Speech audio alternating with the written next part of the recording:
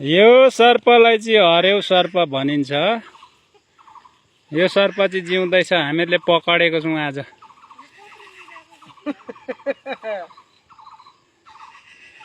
चल्दैछ।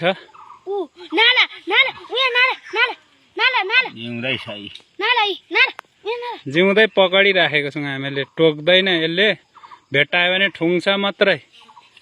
ठुङ्गेपछि टोकेर विष हालिदिन्छ र मर्छ। उँधो निहुँदैन। यसको मुखभित्र नाला हुन्छ एउटा।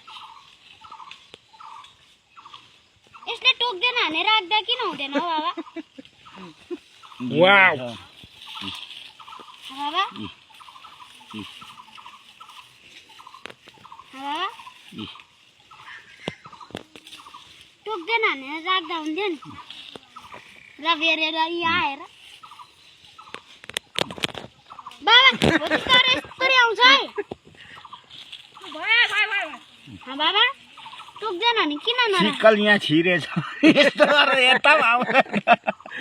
काका यसलाई पाल्दा हुन्छ? काका यसलाई पाल्दा हुन्छ? यसलाई पाल्दा